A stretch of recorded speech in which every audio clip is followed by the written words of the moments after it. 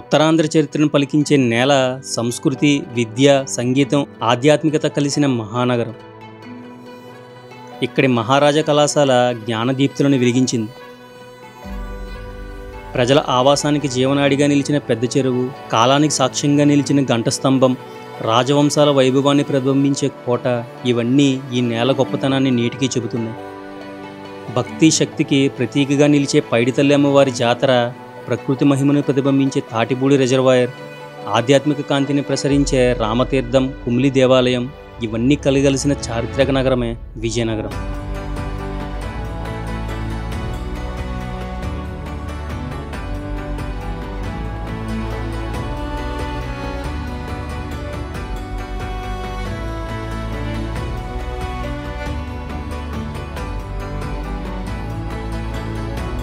Hi friends, Vizianagaram trip Vizag నుండి అయితే start అయింది. వైజాగ్ నుండి విజయనగరం సుమారు 50 కిలోమీటర్ డిస్టెన్స్లో ఉంటుంది. చరిత్రలో విజయాల నగరంగా పేరు పొందిన ఈ ప్రాంతాన్ని విజయనగర రాజవంశానికి చెందిన వారసులు బాగా అభివృద్ధి చేశారు. ఇప్పుడు మీరు చూస్తున్నది మహారాజా కళాశాల. 1879లో విజయనగర మహారాజు శ్రీ ఆలూరు ఆంజనేయ బాబు గారి ప్రోత్సాహంతో ఈ కళాశాల స్థాపించబడింది. ఆ రోజుల్లో విద్య అంటే నగరాలకు మాత్రమే పరిమితం. కానీ మహారాజా దూరదృష్టితో ఈ ప్రాంత ప్రజలకు ఉన్నత విద్య అందించాలనే సంకల్పంతో ఈ కళాశాలను స్థాపించారు. ఇది ఆ కాలంలో ఉత్తరాంధ్రలో ప్రారంభమైన మొదటి ఉన్నత విద్యా సంస్థల్లో ఒకటి. ఇక్కడి నుండి చదువుకున్న వారు రాజకీయ నాయకులు, స్వాతంత్ర సమయోధులు, పండితులు, సాహితీవేత్తలుగా దేశానికి సేవలు అందించారు. పెద్ద చెరువు అనేది విజయనగర పట్టణానికి ఒక హృదయం లాంటిది.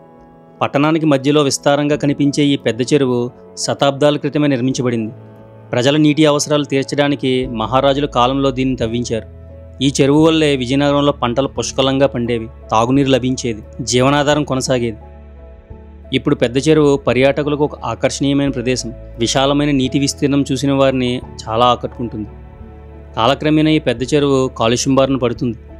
శతాబ్దాల చరిత్ర కలిగిన ఈ చెరువుని కాలుష్యం బారిన పడకుండా గవర్నమెంట్ చర్యలు తీసుకోవాలి. విజయనగరం పట్టణంలో గర్వంగా నిలిచి ఉన్న ఘంటస్తంభం 1885లో నిర్మించబడింది.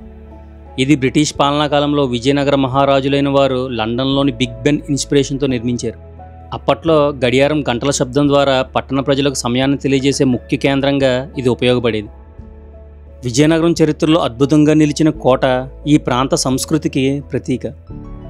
ఈ కోటను విజయనగర రాజవంశానికి చెందిన మహారాజా విజయరామ గజపతిరాజు గారు 1713 సంవత్సరంలో నిర్మించారు. అప్పట్లో ఇది రాజవంశానికి అధికార పాలనా కేంద్రం. కోట నిర్మాణంలో ఆ కాలపు రాజశైలి, ఆంధ్ర శిల్పకళ మిళితమై కనిపిస్తాయి. దాని గోడలు బలమైన రాళ్లతో నిర్మించడం వల్ల ఇప్పటికీ భవ్యతను ప్రతిబింబిస్తున్నాయి. ముఖ్యంగా సిరిమానోత్సవం కోటకు అపారమైన ఖ్యాతిని తెచ్చింది. బ్రిటిష్ పాలనలో కూడా ఈ కోట ముఖ్యమైన పాత్ర పోషించింది. రాజవంశ పరిపాలన, సాంస్కృతిక కార్యక్రమాలు అన్నీ ఇక్కడే జరిగేవి. ప్రస్తుతం కోట లోపల విద్యాలయాలు నిర్మించారు. నేటికీ విజయనగరం కోట చారిత్రక స్మారక చిహ్నం, సంస్కృతి, వారసత్వం, పర్యాటక ఆకర్షణగా నిలుస్తోంది.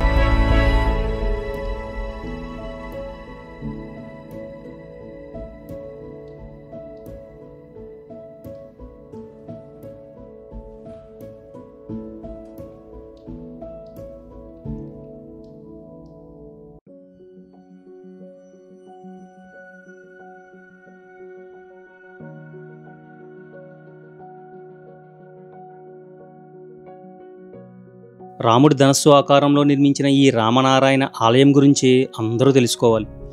15 ఎకరాల సువిశాల విస్తీర్ణంలో చక్కటి గార్డెనింగ్ మధ్య నిర్మించబడింది ఈ ఆలయం. ఈ ఆలయంలో శ్రీరామ కథను వివరించే బొమ్మల రూపంలో ఉన్న చిత్రాలు రామాయణాన్ని కళ్ళకు కట్టినట్లు చూపిస్తాయి. ఈ ఆలయంలో ఉన్న 60 అడుగుల ఆంజనేయ స్వామి విగ్రహం ప్రత్యేక ఆకర్షణగా ఉంటుంది. శ్రీరామ జననం నుండి రావణుని వధించి పట్టాభిషిక్తుడు అయినంత వరకు ఈ అద్భుత రామాయణ కథను దృశ్యరూపంలో నిర్మించడం ఇక్కడ ఒక ప్రత్యేకం. ఈ ఆలయాన్ని చేరుకోవడానికి విజయనగరం రైల్వే స్టేషన్ నుండి కోరుకొండ వెళ్లే దారిలో సుమారు 9 కిలోమీటర్ల దూరం, అలాగే వైజాగ్ నుంచి 45 కిలోమీటర్ల దూరంలో ఉంటుంది. ధనుస్సు ఆకారంలో సగం కారిడార్ 35, మరో సగం కారిడార్ 40, మొత్తం 75 కుటీయ చిత్రాలు రామాయణాన్ని మనకు తెలియజేస్తాయి. ఈ ఆలయంలో ఒక పక్క సీతారాముల ఆలయం, మరో పక్క విష్ణు ఆలయాలు కూడా ఉంటాయి.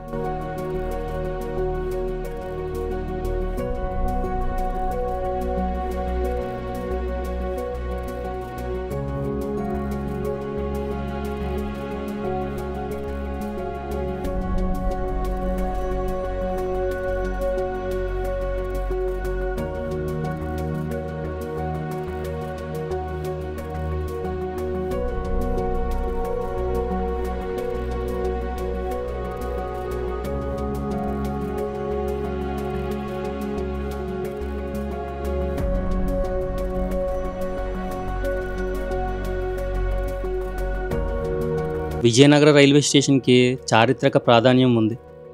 బ్రిటిష్ కాలంలో నిర్మించబడి క్రమంగా జంక్షన్గా అభివృద్ధి చెందింది. ఇది ఈస్ట్ కోస్ట్ రైల్వే పరిధిలో ఉండి హౌరా చెన్నై ప్రధాన రైల్వే మార్గంపై కలిసే ముఖ్యమైన కేంద్రం. విజయనగరం ప్రజల ఆరాధ్య దేవత శ్రీ పైడితల్లి అమ్మవారు.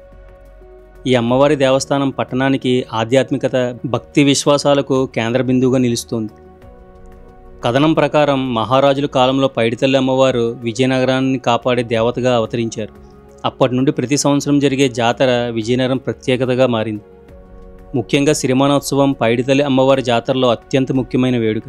ఈ ఉత్సవం సమయంలో లక్షలాది మంది భక్తులు విజయనగరానికి చేరుకుంటారు. ఇప్పుడు మనం తాటిపూడి రిజర్వాయర్కి వెళ్తున్నాం. ఉత్తరాంధ్రలో నీటి అవసరాలను తీర్చాలనే లక్ష్యంతో గోస్తాని నదిపై తాటిపూడి రిజర్వాయర్ నిర్మాణం చేపట్టబడింది. ఈ ప్రాజెక్ట్ 1963లో ప్రారంభమై 1976లో పూర్తయింది.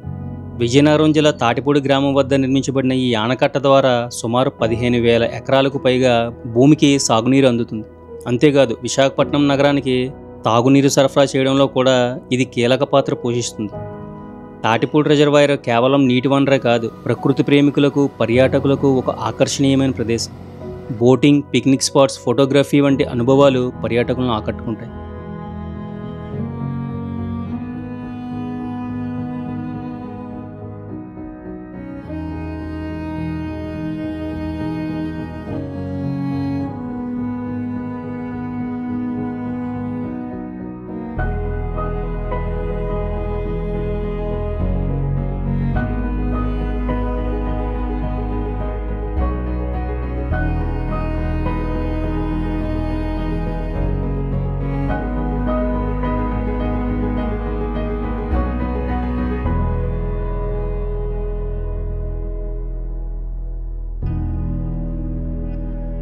విజయనగర పట్టణానికి 12 కిలోమీటర్ల దూరంలో పచ్చని కొండల మధ్యలో ఉన్న పవిత్ర క్షేత్రం రామతీర్థం.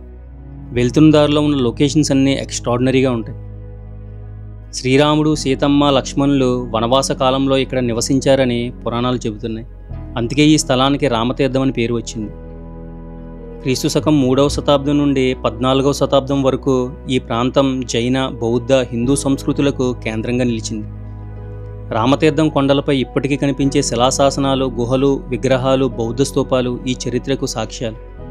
తరువాతి శతాబ్దాల్లో ముఖ్యంగా గజపతి రాజుల కాలంలో రామాలయం నిర్మించబడింది. అప్పటి నుండి రామతీర్థం హిందూ భక్తులకు ప్రధాన యాత్రా క్షేత్రంగా మారింది. ప్రతి సంవత్సరం జరిగే శ్రీరామనవమి ఉత్సవాలు ఈ ఆలయ వైభవాన్ని మరింత పెంచుతాయి.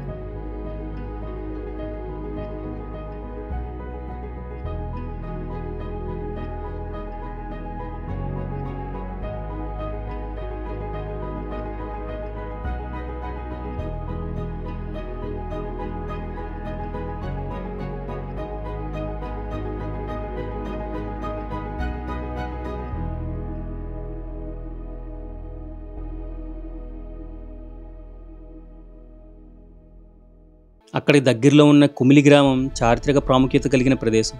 ఇక్కడ ఉండే ఈ ఆలయం బహుళ దైవాల సమిష్టి అనబడుతూ మూర్తులు, శిల్పాలు, రంగురంగుల చిత్రరేఖనాలతో విస్తృతంగా అలంకరించబడింది.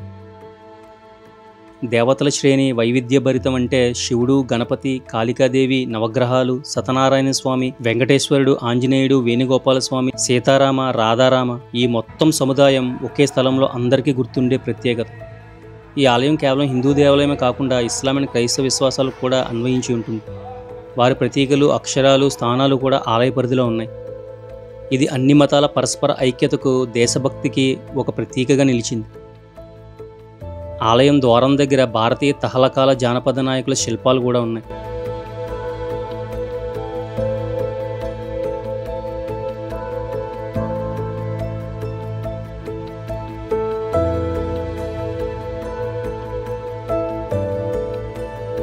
ఏ ఊరి మీద నెక్స్ట్ వీడియో చేయాలన్నది కింద కమెంట్ చేయండి. అలాగే ఫేస్బుక్, ఇన్స్టాగ్రామ్లో కూడా ఫాలో అయితే నేను వచ్చినప్పుడు ఇన్ఫర్మేషన్ కాంటాక్ట్ అవ్వడానికి ఈజీగా ఉంటుంది. నెక్స్ట్ వీడియోలో కలుద్దాం. Thanks for watching.